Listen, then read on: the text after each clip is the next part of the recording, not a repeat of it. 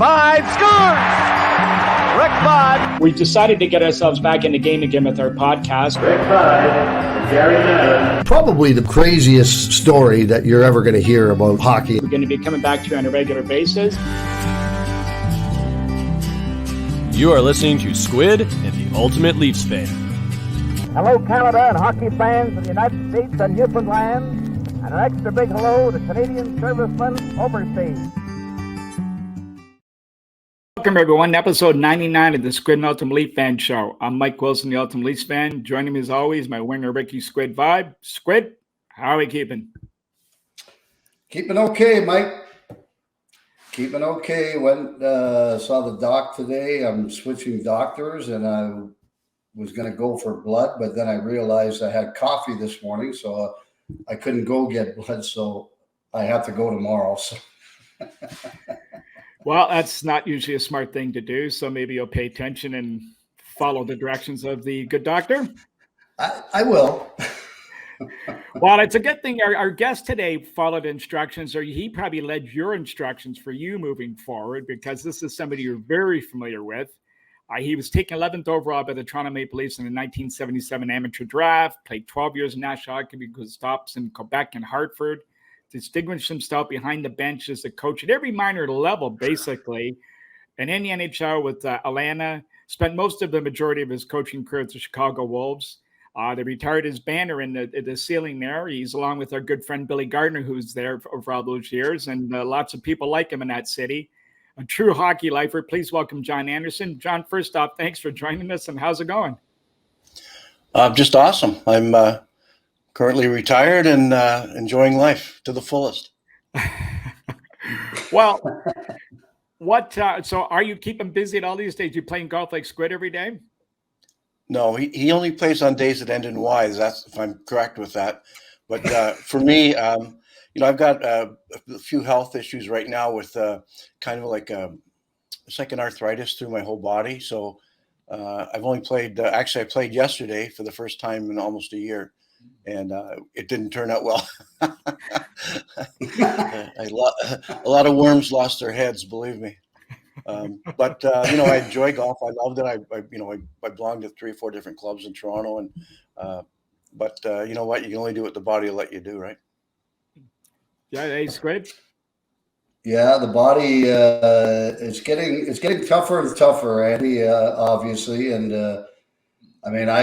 I play every day almost, as you said, every day that ends in Y, except for Sunday. I usually take one day a week off.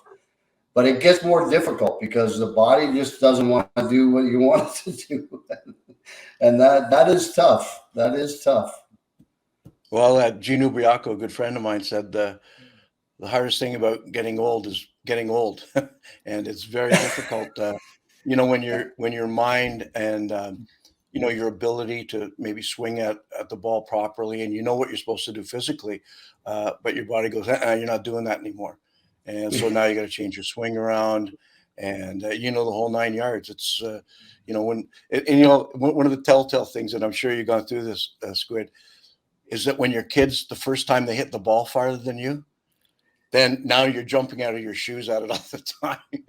And so, it's a transition as you get older, but certainly it beats the alternative of not getting older.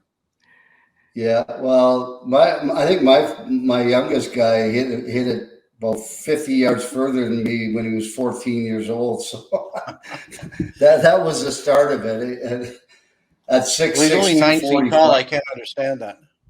Yeah, 6'4", 6'6", 245. He only hits it about 320, 330. And that's with the putter. That's yeah.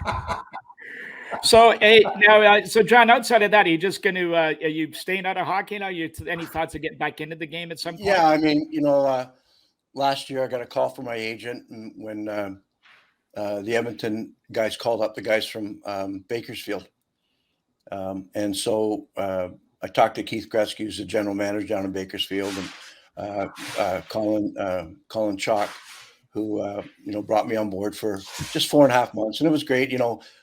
One of the things I loved about it was getting to work with the young players again, getting out on the ice with them. I really enjoy that part of the game. But, the intensity of all the video that you have to do, and not have to do, but you should do if you want to give yourself a good chance of winning. It just got old for me, and I felt it really wasn't. I was coaching from video more than being with the players. And hey, maybe that's the way it is now. And listen, remember when they took the center line out, when we had to change our whole schemes of forecheck and how to check in the neutral zone. So coaching's ever evolving, and when you stop learning and you stop evolving, then you do stop coaching. Yeah, it's funny. It's funny you mentioned that, because I know there was a lot of times where I'd go to the Scotiabank Arena early, and I'd go down below, and if there was someone that I knew that I played with or played against that was coaching, I'd stop in and see him, and I'd walk in the room, and there'd be 6 guys on computers, and I'm going like, what the heck are these guys all doing? Yeah. And again, I think Andy. I think it's helped the game. No, I'm with you. There's no secrets, but again, I really enjoyed, dealing with the players as a person more. You know what I mean? Like, and it didn't have to be about hockey. It could have been about something about their personal life that maybe I've gone through and stuff like that. You could always help them with, and I just miss that type of interaction with the players. Well, Skid, I agree. You did the same thing. You went through it yourself. Great coaching. Yep.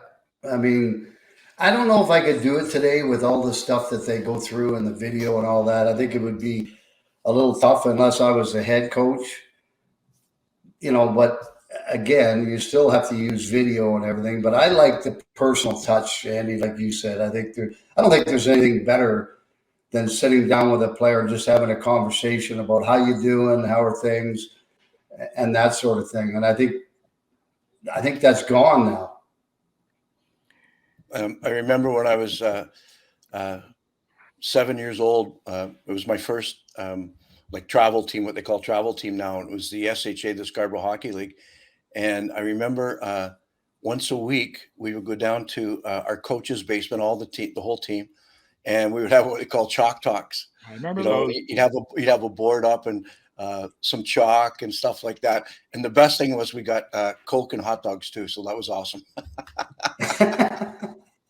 Well, I remember that John, I go back that far too. And I remember going for chalk talk on a Friday night. One night I couldn't go. My dad took me to this store. We're standing in this donut shop in Scarborough, right at pharmacy or at Warden and Lawrence in the Colony Plaza. And I'm sitting there sulking because I couldn't go to the chalk talk and get our hot chocolate and our treat. And I'm standing here in this bloody store for no reason. And all of a sudden Tim Horton walks out. And it was his first donut shop. It was called Royal Donut. And he was the sponsor of our team. Oh, awesome. Awesome. So that was my introduction right away to the old historical stuff of Toronto Maple Leafs. But I want to come back to, we'll come back to the coaching shortly, but what I want to go is we'll talk about you growing up, John. And I'd have to say you're probably one of a handful of players, or there's a few of you donning in the Maple Leaf uniform in the last 40 years or so who are basically almost cradle to grave. Bruce Boudreau's another one I can think of, and there's a few others that, played in the minor league, played the minor hockey, played American Waxers, played for the Marlboros, and ended up playing for the Leafs. So that was really something, if you think about it, for a hometown kid to do that and make that accomplishment. I know you played for Wexford at one point, and that's where you probably were playing SHA, but that must have been quite something growing up playing minor hockey like that. Yeah, it was great. My parents were great taking us around, plus my 2 brothers and my sister. And, it was, my parents had a lot to do with it. So, without them, I would not have made the National Hockey League, and that's for sure. But growing up with Wexford, I remember when I turned minor Bantam, I played with Wexford my whole life. And you have to understand too, like that team kind of moved up, as you moved up in age groups, there was very, very few different players that were added, and they just kind of grew up that way. So the Marlies wanted me to come out, the minor Bantam Marlies wanted me to come out and try out for them. And I mean, I just come off like 350 goal years. I was like Rick Vive, for Pete's sakes, in minor hockey. And so they wanted me to play with the Marlies because, they were always, one of the upper echelon teams. And so I said to my dad, I don't think I want to go there. And he says, well, why is that? And he goes, I said, because I'm going to miss all my friends. Yeah, I want to play with my friends. And he says, son, he says, sometimes you got to make a change and sometimes you have to make a decision. And this is the time to do both. And I always remember that. And honestly, for me, going to the Marlies at that point in my career was very, very important because it got that was like 50 pounds ago. But it was a huge, important change and going from Wexford to the Marlies, and we got to practice at Maple Leaf Gardens, and I'd only been there once. I'd been there once. I remember this. We were sitting at that time. It was red, blue, green, and grays, and we were sitting in the greens. And it's first time there. And Detroit was playing against Toronto, and Gordie Howe came down on his opposite side and snapped the wrist shot. And Brucey Gamble, who was like 5'2" at that point, if he was that tall, he wasn't wearing a mask, and he ducked and hit the crossbar. When I couldn't believe the speed, and it was just unbelievable. And also on that day, and can you imagine this? Bobby Kennedy was in the audience, and they introduced him. He stood up, and of course he's a very flamboyant man, and I was thrilled that I got to see Gordie Howe score a goal, and I got to see Bobby Kennedy, and I got to see my first Leaf game. That's pretty awesome. So, Squid, you were on with the Marlborough yourself at one point, weren't you? I was drafted by them, but I decided not to go. Sherbrooke drafted me 4th overall. I think I was the Marlies' 4th pick, I think in the 3rd round. And George Armstrong and Johnny Bauer came down to see me. And you know what? I really wanted to go to the Marlies, but they had just won a Memorial Cup. I would have played with Andy, too, if I had gone there. Or on the same team. I might not have played on a line with him because the year before they won a Memorial Cup. But I think it was the right move to go to Sherbrooke, where I got an opportunity right away to play on the top line. And, I think everything since then speaks for itself that was probably the right decision. Funny, Rick, you said that Sherbrooke was one of the, at that time, there's only 3 teams that went to the Memorial Cup, and Sherbrooke was one of the teams that we played against in the Memorial Cup that year. They were good. Yeah. They were really good. Yeah. And then my first year, we went to the Memorial Cup in Vancouver. We had New West, Ottawa. And it was funny because I had played center all the way up. And then a couple of right wingers got hurt in training camp. So they said, can you play right wing? I said, I'll play wherever you want me to play. So I played right wing that whole first year. 51 goals, 110 points, rookie of the year in the league. We go to the Memorial Cup. We watch New West practice, and they got a gigantic team.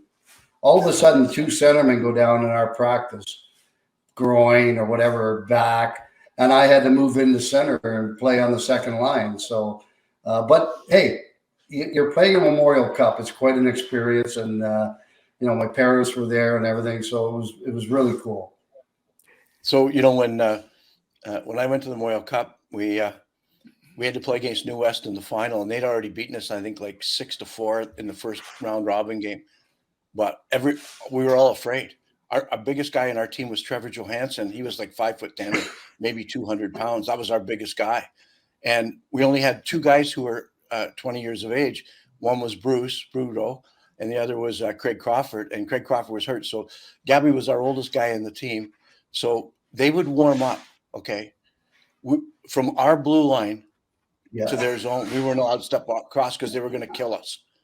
So the worst thing that happens is that a big hunk of ice comes out right at the top of the face-off circle in our zone. So we got like 18 guys skating around inside the tops of the circles in our zone because we were too afraid to go out. They thought we were going to kill us. So, oh my goodness! And I think that's the reason we won. They did this. It's funny. John, they did the exact same thing to us. They skated in towards right over our blue line. And we had this crazy bugger from Boston, Mike Breen was his name. And he went up to the red line. He goes, "If you guys get the hell out of here now, or I'm going to bite your goddamn ear off." And then they did. They backed off. They stayed in their own zone. Well, after the New Westminster Bruins, out west, they stopped having warm-ups together. They started having warm-ups. Yes. One team would warm up, then the next team warm up because of all the stuff that they created, So we were definitely afraid. We were definitely afraid of them, no question. Wasn't that was Ernie Punch McLean that was the coach of that, wasn't he? Yeah. Ran all Yes. Yeah. I think they went 4 years in a row to the Memorial Cup.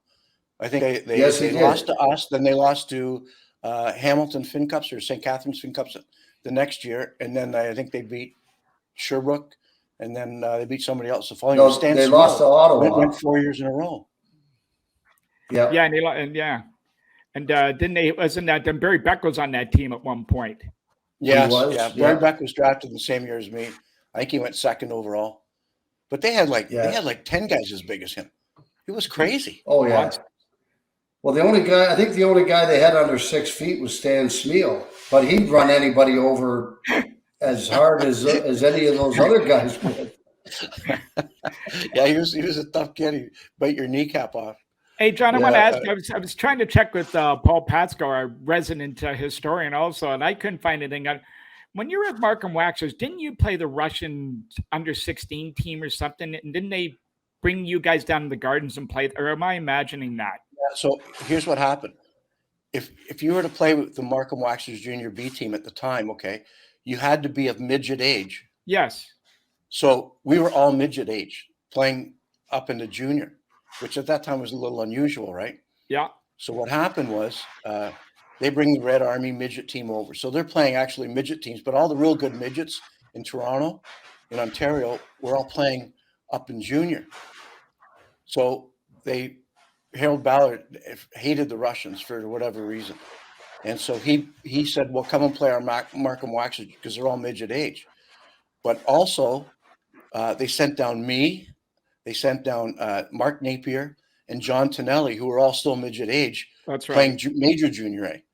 And we beat them 4-1, but it could have been maybe 7 or 8-1. But there was like 15,000 people in Maple Leaf Gardens to watch a midget hockey game, and it was one of the most exciting things for me that in my lifetime. I was at that game, and I'll tell you what, the crowd was electric that night. It was pretty awesome. Yeah.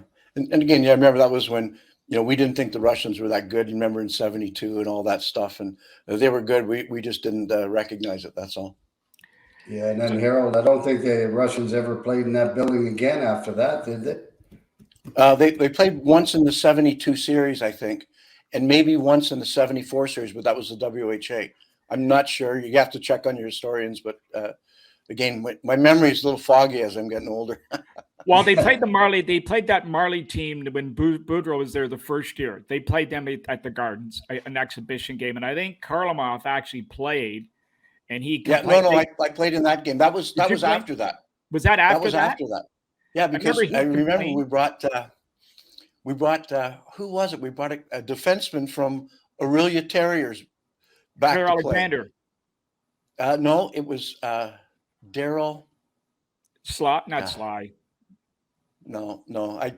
I know it, but again, memory's a little foggy right now. But we lost I think 5-3 or 5-2. But Karlamov did play in that game, and he was outstanding. But that was like a year or two later. Yeah. Okay. That was the other game, and you guys played them that time. So talk about like that Marley team you played on. You guys, that was just loaded, and you guys go to the Memorial Cup with John Tonelli, who had over 100 points. Well, what happened was that was when the WHA was taking guys out, and so what happened was the Ontario Major Junior League made us sign contracts at the start of the year saying that if we went to the WHA, like Rick did, he was a jumper, but we had to sign a contract saying that if we went to the WHA team owned the major junior team, like I think it was like $30,000. You know what I mean? Like it was like a fee for development fee. Yeah. And so what happened was Napier was the first, said he was going to jump, and he signed with the Toros that year. but we were still playing. We were still playing it. We were all 17. So it was me, Tonelli, Napier, and Trevor Johansson. And our lawyer said that we didn't have to abide by the contract because we were 17 when we signed it. We weren't of legal age. And so it was like a forced contract upon a minor. And so what happened was the very first game of the playoffs that year, myself and Johansson, Tonelli, and Napier all had to sit out the first game because the legal dispute wasn't over. So finally, we signed an agreement that everybody was happy to, but John Tonelli didn't feel it was because he knew he was going to Houston to play with the Hows in the WHA, and he wouldn't come back and play, which, Tonelli was a huge part of our team. He was a great player. He scored like 50 goals that year. He was awesome, and a big rugged guy. But he missed out on playing in the Memorial Cup. So I'm glad I came back. I think Napes was glad he came back, and Trevor and everybody else. But certainly missing Tonelli and still winning. I think we had like 8 guys with over 40 goals that year on a team. Now we had probably 10 goals against a game too. But if we scored 11, we were okay. Yeah, the teams were they didn't want to get in a shootout with you guys, that's for sure. Because that sounds like our days with the Leafs. And I don't know. The same but different. Now, John, Andy, talk about your draft year. Things were a lot different than they were then, but you were hanging around the Gardens, you're watching the Leafs all year. Were you hearing any rumblings that they were possibly going to take you, or who was going to take you? I thought I was going to go in like the middle to late first round.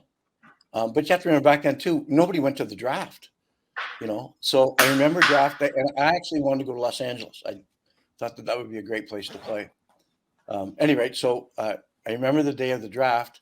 I'm outside. I got like goalie pads on both, and I got a first baseman's mitt on and a normal glove, and I'm playing goal. My brothers are shooting on me. So my grandmother comes out and says, "John, there's a telephone call for you." So I go and get it. I said, "John, it's Jim Gregory." He says, "Let's let you know we picked you in the first round, 11th overall." And he says, "We're going to get in touch with your agent." I said, "Oh, great. Perfect. Mass down, we're out there playing." And so then my grandmother, she didn't even know who it was either. So she says, "Can you go to the store for me?" So I got into my 68 Nova with the hole in the floorboards and stuff like that. And I went and got it. Now, when I came back to the house, there was like 1,000 people on my front lawn. I didn't grasp how wonderful it was. You know what I mean? Like, I thought it was just like going from like midget or bantam to midget or whatever like that. But, there was like a party at my house for like a whole week. My parents, you imagine, growing up as a Maple Leafs fan, have to watch it every twice a week, and their son getting drafted there. So it was a lot bigger deal than I understood it to be. Yeah, no question. So so now with all that on your mind, how anxious were you heading into camp after that summer, and how did the summer go for you after that? Well, it was good. I was nervous because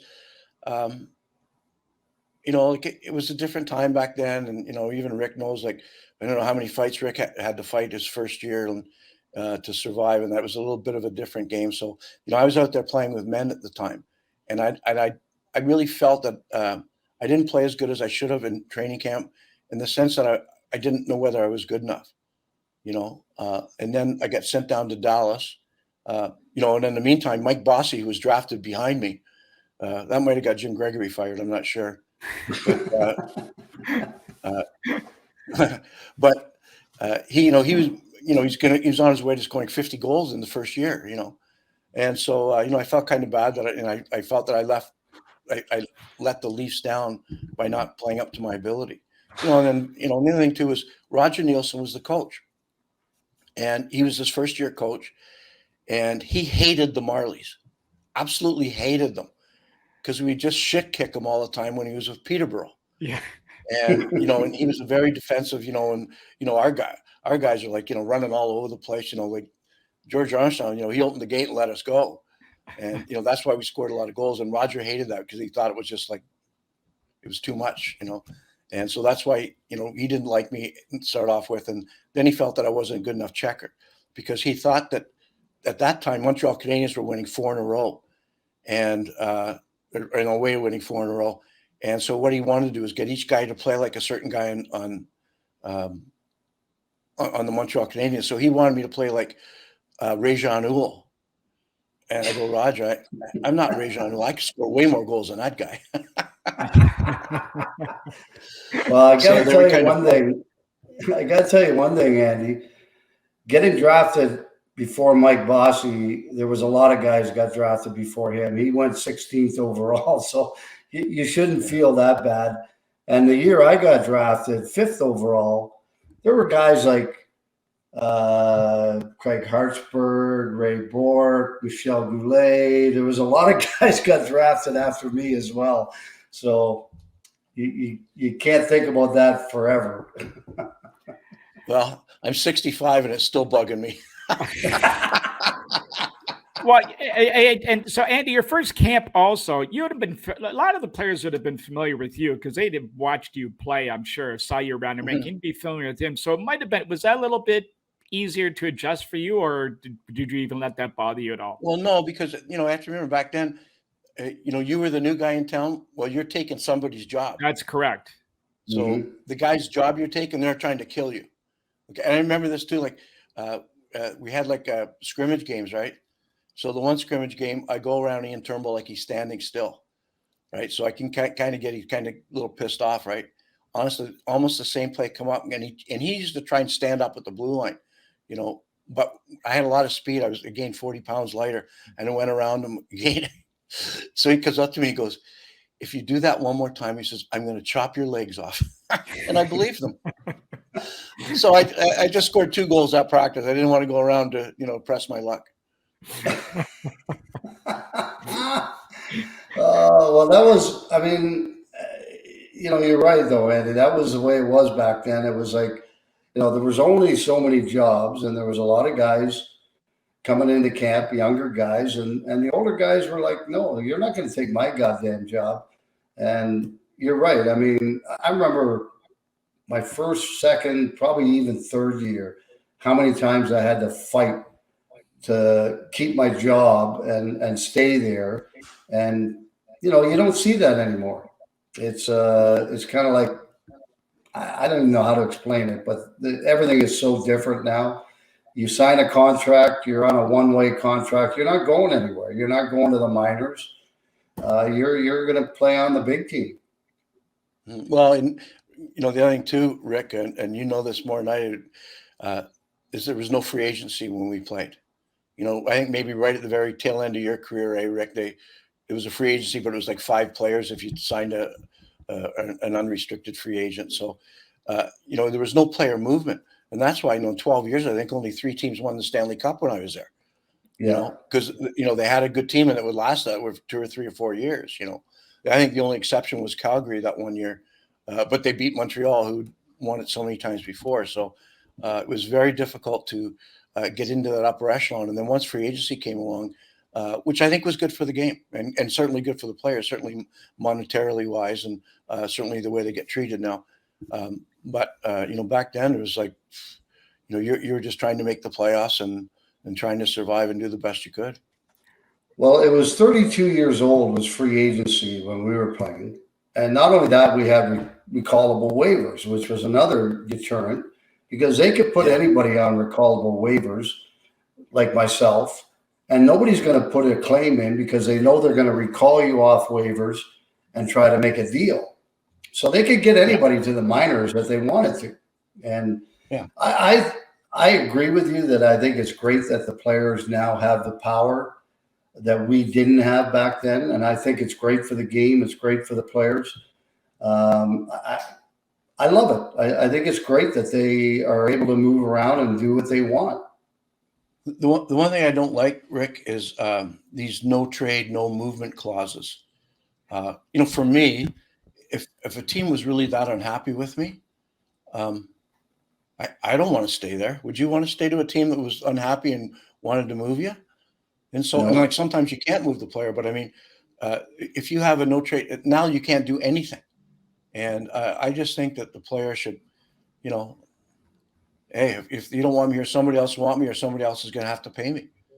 And what I think it should be is just like, you know, if you want to buy the guy out, you buy him out, you know, and because you said, you know, let's say it's 5 years at $5 million, you got to pay the full price, and then that guy goes.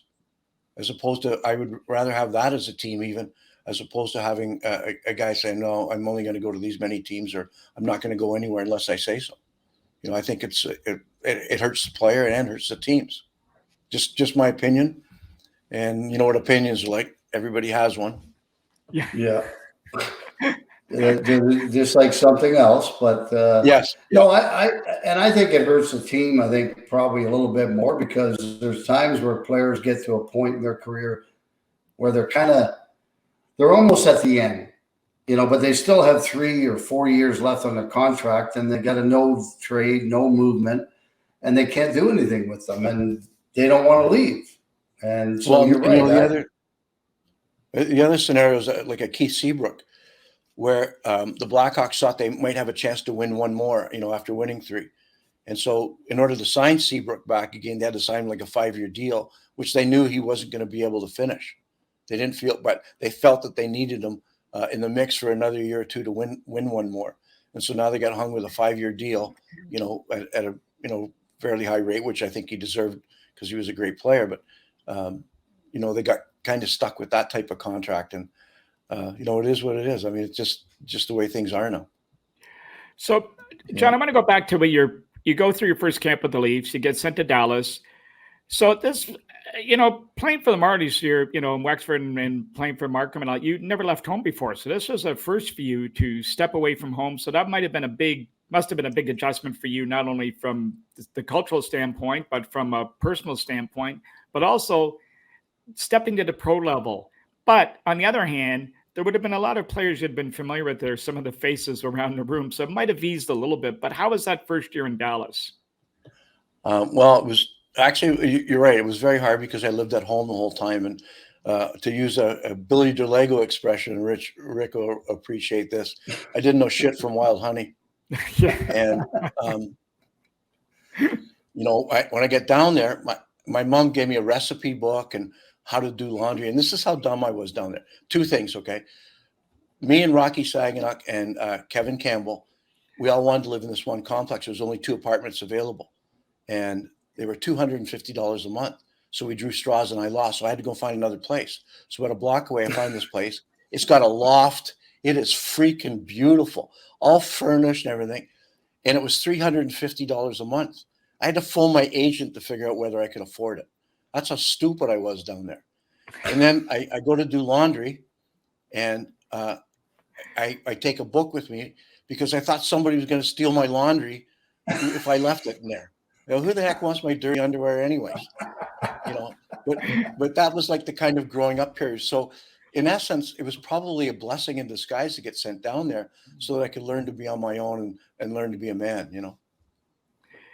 Now, what about sorry, that's, you know what, that's why I think, John, I think nowadays I'd like to see a lot of players go to college. Like my son got drafted by Sudbury, but he went to the U.S. program, went to college.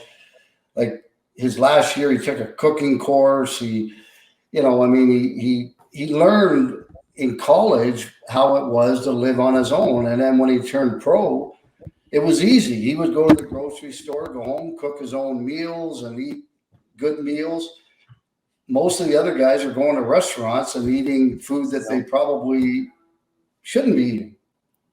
Yeah, and listen, I mean, we all grew up in different ways, but certainly for me, absolutely for me, it was a blessing in disguise to get sent down because I grew up down there, and then I think I became a better player and a better person for it.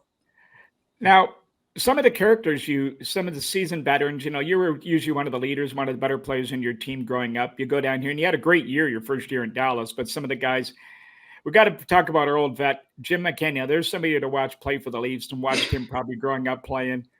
You must have had some stories now being in the same locker room as him.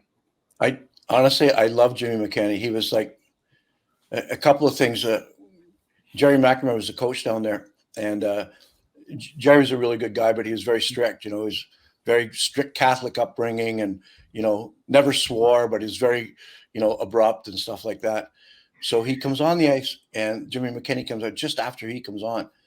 So Jimmy kind of waddles how he walks and skates, if you know him, and he waddles out there. So now Jerry freaks out. He goes, "I told you guys to be on the ice before I get here. You know the time," and blah blah blah and blah blah.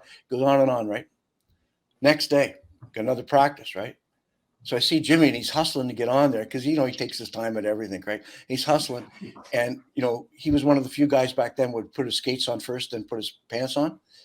He goes to put his pants on, and his skate goes clean through his pants and rips a huge hole in them, like you couldn't even put them on. So in the meantime, he's got to get changed. So now it's getting down to the last minute, and he was so afraid that Jerry would give him crap. He goes out there, and he never wore underwear, so all he had was like a garter belt, jock, and his bare ass, and he's skating around. He says, "Jerry, I'm on time. I'm on time." His bare ass hanging out. But Jerry, he was mad, but he had to break out laughing because it was the funniest thing. With Jimmy, he stayed at this guy by the name of Greg Vadic, who was first pick overall for Chicago that year, and he stayed at his house. Jimmy slept on a hammock all year. I go, "No way you're doing this." And yeah, sure enough, he says, "Yeah, here's the hammock. I'm in that." And we played tennis whenever we could together. I mean, we really enjoyed each other. So, at that time, Jimmy had stopped drinking at all, and so we would go into the bar, and I would order a beer, and he would order this stuff called near beer. Now, you remember this is in 1977, so I'm sure the non-alcoholic beer tastes much better than back then. And I said, "How do you drink that?" So he says, "Well, here, I taste it." I said, "Oh my God, it was horrible. It was absolutely horrible." I said, "How do you drink this stuff?" He says, "Well, I only smoke about a pound a day now." I got to ask you, Gandhi, were you in Dallas? Were you there when I heard the story about somebody cutting Jerry's stick? Because he used to like to go out, I guess, before the players and take slappers and everything. And someone cut his stick almost in half. And when he took a slapper, it broke. And he blamed somebody. I can't remember who it was, and went ballistic. And I don't know if you were there that year or not. Yeah, I was there, and I think he blamed Rocky Saginaw, but it wasn't Rocky. So here's one thing too, you guys have to remember. We split the team with Chicago Blackhawks, and so half of the guys were Blackhawks guys. So they kind of took exception because they were a little older guys than we had. We had one young guy, was John Savard, but they were a little older guys, so they didn't like again, Jerry's. He's a great guy, but he's just very abrupt and very straightforward. So they didn't like that too much. And so, and guys, I know who it was, but ended up cutting his stick. And I think he blamed Rocky for it and was like just yelling at him. And Rocky didn't even know what the hell happened, but it was sure funny when he went down, And I think Jerry was more worried about the cost of the stick because it was cut in half than anything else. This is a guy. I want to tell you one last story about Jerry. So about the first week I'm down there, Jerry calls me into the office. And he says, "Look," he says, "you're making the big bucks down here. I was on a one-way contract making like $40,000 a year, and half of it was gone because the Canadian government would take 60% of it. So it didn't matter. But he says, "You're making the big bucks down here. I don't want to see you going out and spending it all over the town and stuff like that." Right. So Rocky Saginaw says to me the next day, he says, "Hey, come here." He says, "I want you to see this suit, blah, blah, blah."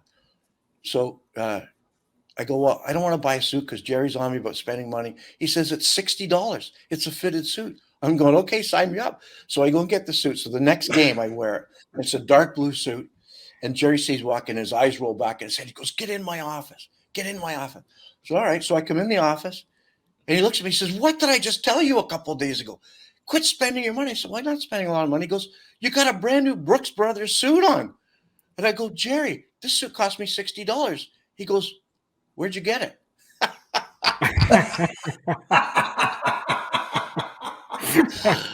Oh man! So again, Jerry was a good person. He's an awesome person. We had our differences, but he was a good guy down there, and he was a good coach for us down there. So talk about your first game playing with the Leafs, and you get the call. Walk us through the whole day and what happened. Well, nothing, because I got DNP'd my first game. I got called up maybe 6 or 7 times that year, and Roger would you had like 3 forwards plus an extra. I wouldn't play a shift the whole game. So I remember this one time too. It's like, yeah. You look at the record. I DMP'd maybe 6 times. So one of my buddies from school, Andy Huzar, he's sitting up in the Reds. Like, I can see him, right? So it's the third period, and we're losing by about 3 goals. So all I can hear is Andy saying, he goes, "For God's sakes, Roger, put Anderson out there." And I'm going, shh. No, I'll never see the ice now. But, that was just the way it was back then. And again, I think Roger was a good coach. I wasn't his cup of tea. That was the bottom line. And, nothing I could do to change that, Now, let's talk about you make the big team, you stick, you start producing a little bit, but your third year in the league, Punch is back in charge. So there's a lot of things we can go with in this direction. And as a kid, you're growing up watching him at those iconic teams in the 60s, and Punch was an iconic figure in Toronto. You got him in charge after Jim Gregory, but he makes this trade for sending 2 of the most popular players in the team to 2. Well, let's put this mildly because they're our friends. 2 maybe problematic kids coming out of Vancouver. Well, you have to understand too, when you're playing the game in the National League, you don't really follow the juniors anymore. You just don't. So they traded Jerry Butler and Tiger Williams, and Tiger actually was a very good friend of mine on the Leafs. I went over to Dinner's house quite a bit, and I ended up playing with him in Hartford in my last couple of years, and he was at my house like every freaking night. But what you have to remember is that hockey is hockey, and really at that time you're just a piece of meat. Like, listen, Wayne Gretzky got traded, Yeah. So it was what it was. And then when Rick and Billy came in, I was shocked how much better our team was right away.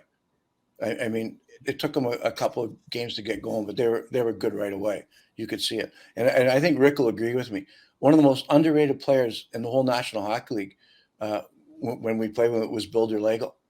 I mean, he could shoot, he could skate. Like he would smoke a pack of cigarettes a day and still beat everybody around the rink.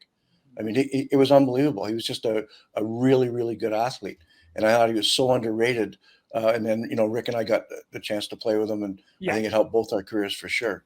But it was hard at the start, and I think it was it was a breath of fresh air for Rick and Billy, where they got out of a bad situation there, where they I don't think that they were treated very well. Rick had probably expounded on that before, and unfairly, and I think it was a real veteran team in Vancouver too, where it was hard for young guys. And you have to remember, Rick you're only 19 then, and Billy was maybe 20. And so it was really hard for them to make an establishment. And I went through it myself. I know exactly what happened. So it was great for them to get traded for Toronto. It was great for Toronto, the first 50-goal scorer in Maple Leaf history. And, I was fortunate enough to have a chance to play with him. So it was, and again, Billy was one of the most underrated guys in the league. And so, we had a real good line. We had a good run for a bit. But when we played, there was only a few teams that had like 3 or 4 really good lines. We might have had 2.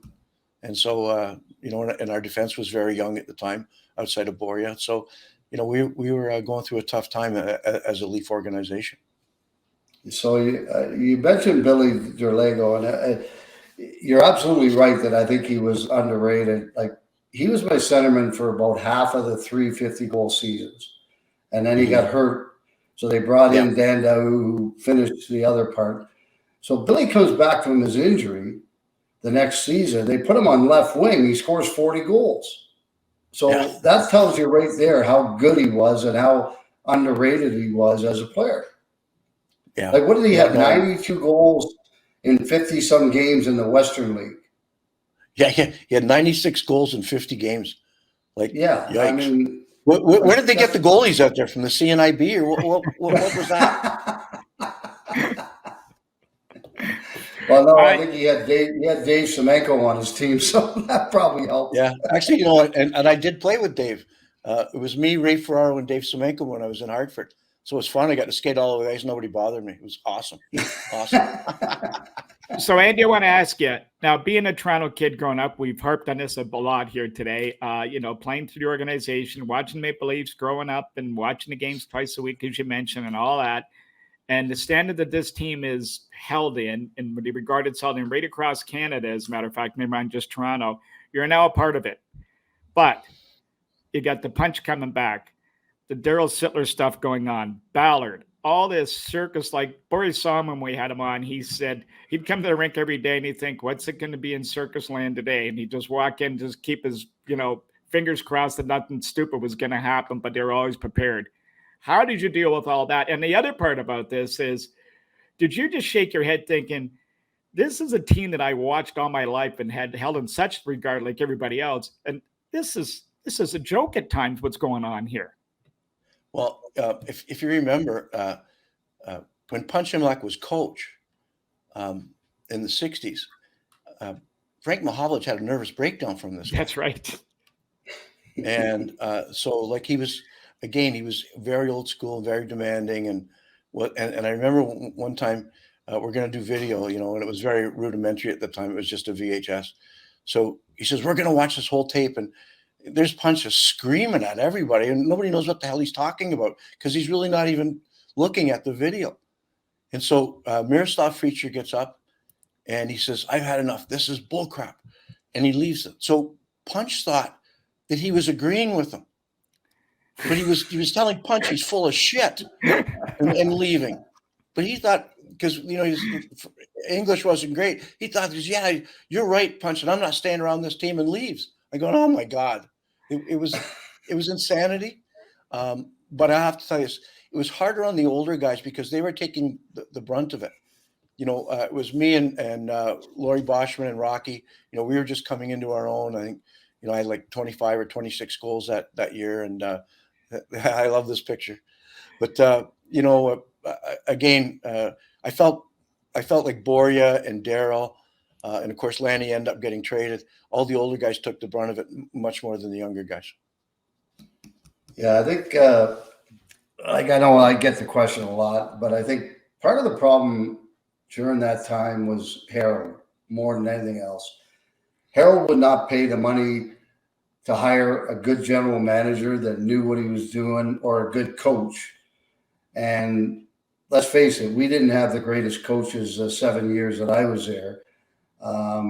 But then mistakes were made. Like when you think about the guys that were brought in at 18 years old, Jim Benning, even Gary Nyland, who physically was ready to play, but mentally not, Boimstruck. You can't, those guys should have all went back to junior for another year, maybe two, and matured a little bit.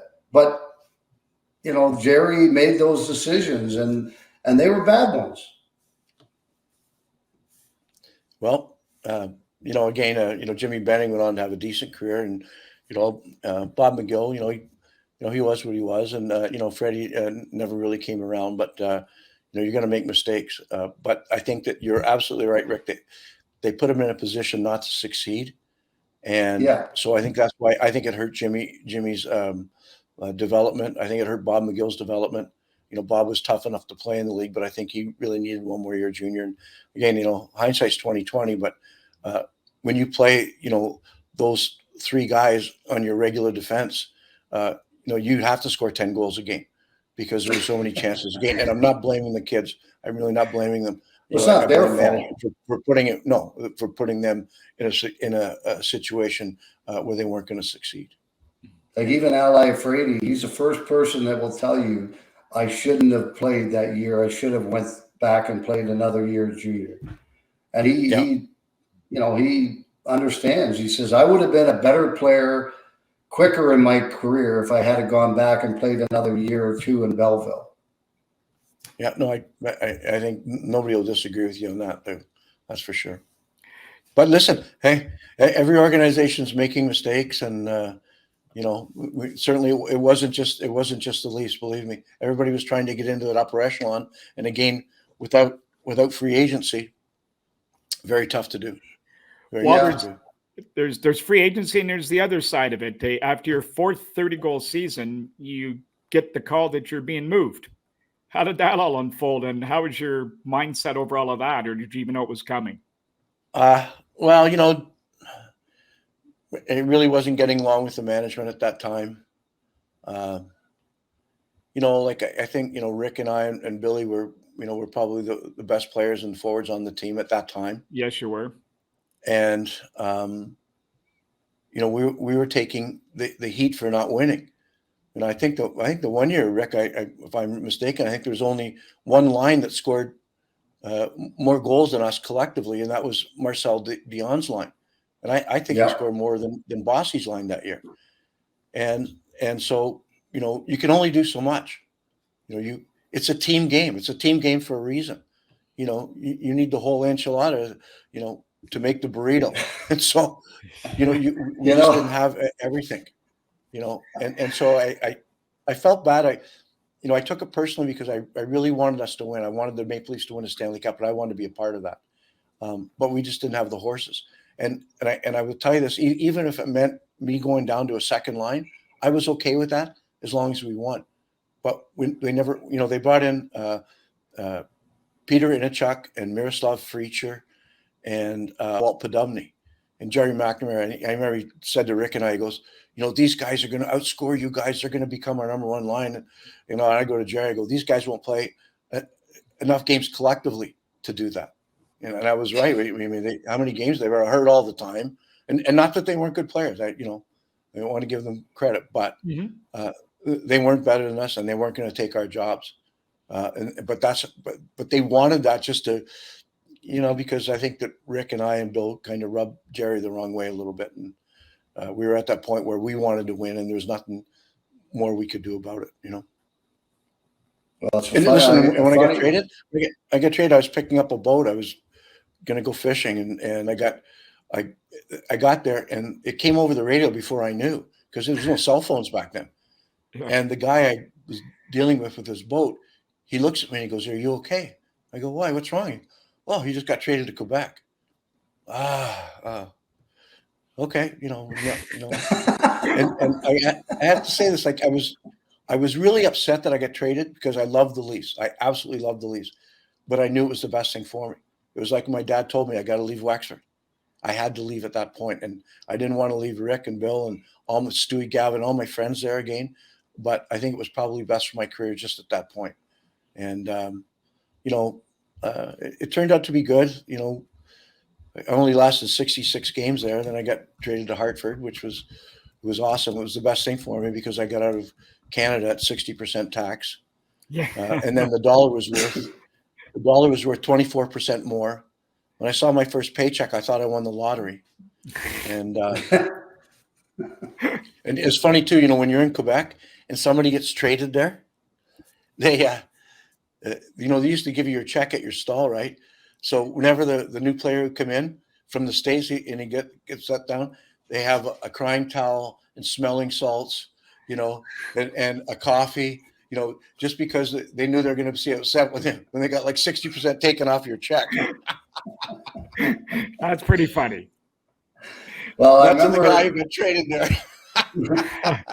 John, I do remember the time, just exactly what you were talking about. We played 2 games in a row, and I think one of them was on the road, or Chicago and Washington, I think. And we lost both games. And I remember, and I know the writers do not do the headlines on their columns, but it said Maloney blames Derlego's line for the 2 losses. And I remember those 2 games. We didn't score a goal, but we didn't get scored against either. So anyway, after practice, that was a miracle before the next game, then after practice, he blows a whistle. Everybody comes in. He goes, "Okay, everybody off except Podubny, Vive, Anderson, and Derlego." Walt was coming off an injury. He says, "Okay, start skating this way and don't stop until I tell you." Anyway, I got in a big pissing match with him, and I remember our next home game. All 3 of us sat out the first half of the first period. Then he started playing you and Billy, and I sat there the entire night and didn't play one shift. And because I disagreed with him. And yeah, but see, just, back then you couldn't do that. Listen, remember, I remember Punch Imlach coming down the hallway. We'd walk on the other side of the hall just not to talk to him. It was like that was the way it was. It was a real, and the thing with Satch is, Danny Maloney, we called him Satch because he looked like Satchmo from the Bowery Boys. But the thing with Satch, he played with us. He knew us. He was our friend. And then he turned on us, and Yeah. I'm not sure whether that was Satch or whether it was coming from up top and stuff like that. And, that kind of pissed me off a bit, but, Well, I think it was coming from upstairs because I remember the one time Russ Cordner was in the only person on the ice in a red sweater, and Danny blew the whistle and he says, "Russ, do you know why you're wearing that red sweater?" And Russ was kind of a smart ass too, and he goes, "Well, I don't know why, like or something like that."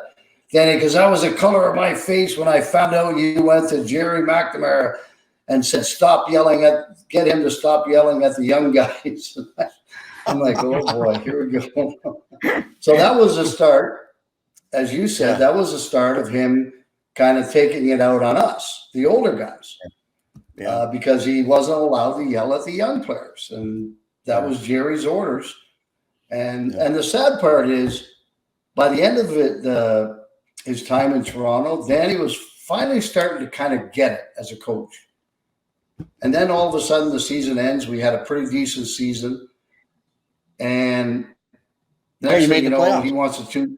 Yeah, we made it. We went to the second round 2 years in a row with him. And they wouldn't give him any more than a 1 year deal. So he took off and went to Winnipeg.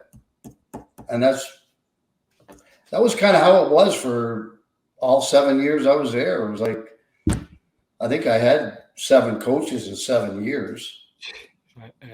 Yeah. Again, it's tough. And, I think that, when you said earlier that, Harold was part of the problem. And I think the part of the problem is that, he was so used to being in that old 6-team league where, they were all in cahoots with each other, making trades together, helping one team or helping the other team. And he thought that was the way it was still run. And because he had such a shallow group of people that he could talk to, he never really hired anybody that he didn't actually know. And I'll give you an example. And I love Gordy Stellick, but I don't think he was prepared to be the general manager of the Toronto Maple Leafs. And I don't know, maybe you'll disagree with me, Rick, but I do love Gordy, but I don't think he was prepared to be the general manager. And no, I don't think he was either because he traded me. What a buffoon.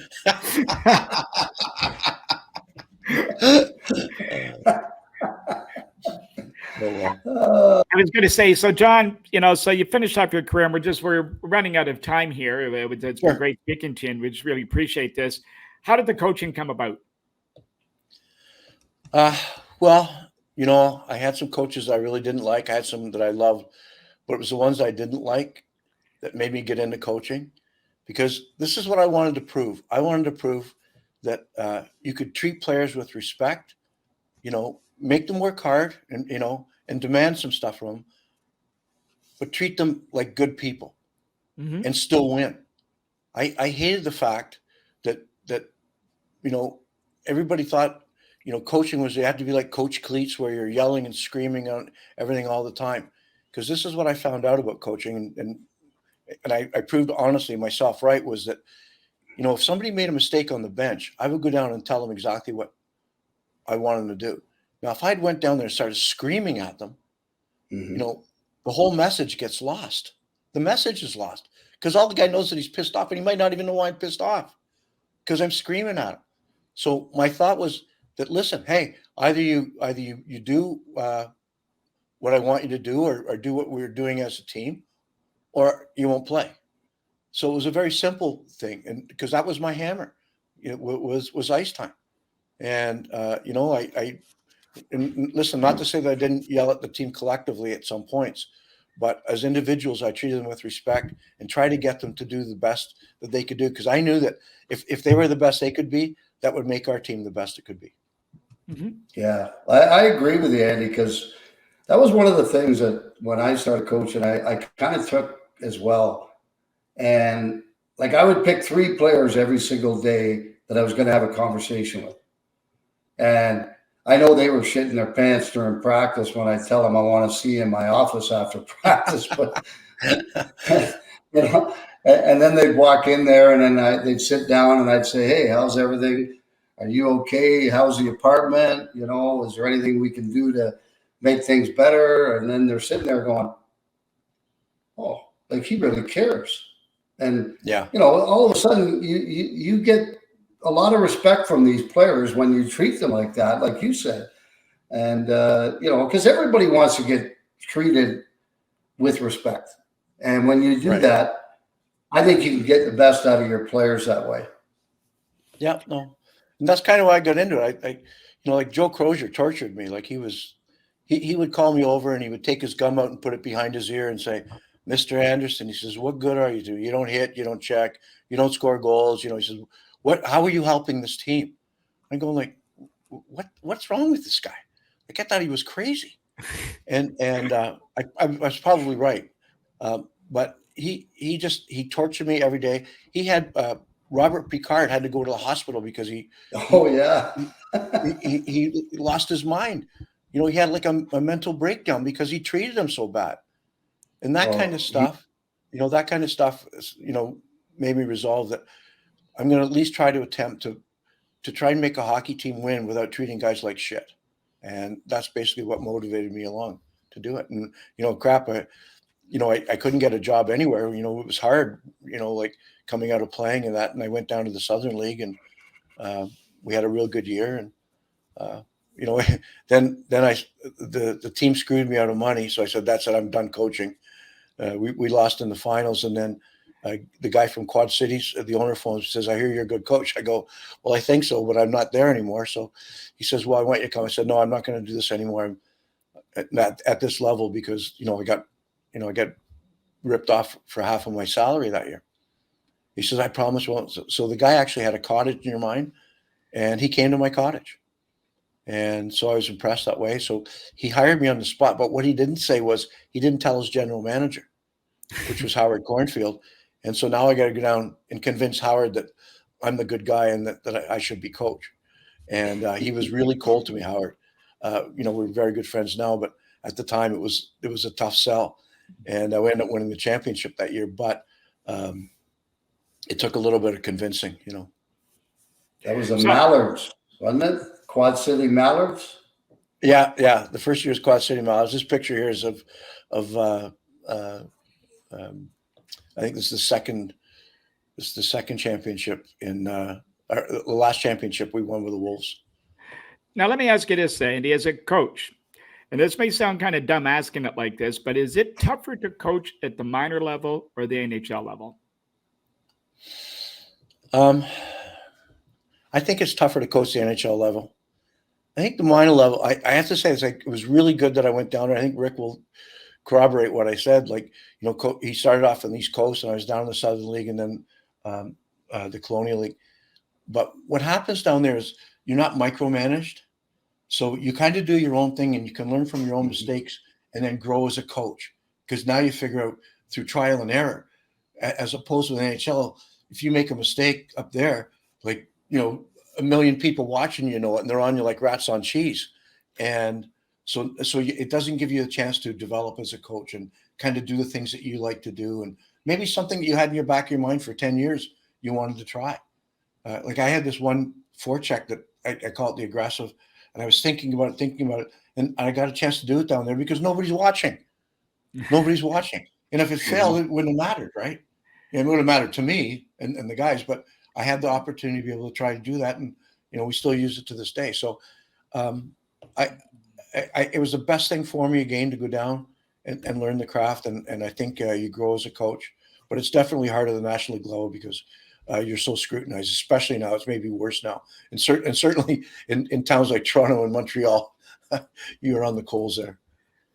Well, The reason I was asking that was because like Squid, and you're at the minor level and you went to the AHL level, but the reason where I was going to go with that was at the NHL level, as an example, because of the way agents are and stuff like that with players on long-term contracts, like you can't be sitting a guy who's making $7 million a year if the owner's sitting up in the box watching you, or if you go to yell at a player, you have to go through his agent to call him in. You're going to tell him he did this wrong. Whereas the minors, they're going to be listening to you maybe a little more because you've been there, what it takes to get there, so they might be a little bit more eager, but you break a lot more hearts at the minor level than maybe at the NHL level, if you know what I mean, because they may not just have it.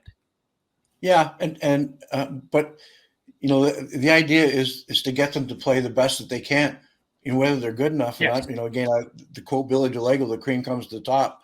So if you're good enough, you'll get there, but you have to play at this level in order to get there. And so I thought that if I could bring out the very best in what that individual could play, then let the chips fall as they may. We're not all, listen, I'm never going to play Major League Baseball. Flash news, right?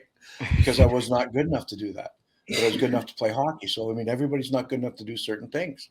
Just is what it is, It's great. Yeah, I think as a coach, if you realize what everybody's capable of doing and you put them into a situation where they're comfortable and they know that they can succeed doing that certain job that you know that they can do, I think then they're going to be a lot happier. They're going to play a lot better, and they're going to have a lot more respect for you as a coach. And that's why the minors are probably the best, like Andy said, because you can try things down there and you're not under a microscope, except for when I was in St. John, Calgary's farm team. It was hilarious because they'd call down and they'd say, we need a left winger. Who's playing? Marty St. Louis, he's our best player. He can play left, right, doesn't matter. The next day I'd come in, they're packing someone else's bag. 2 years went by, and only once they called up the guy that I said, and that was Chris Clark. And it was his second year in the minors, and there was about 3 months left in the season. They called him up, and he never played another game in the American League, and I think he's assistant GM in Columbus now or somewhere.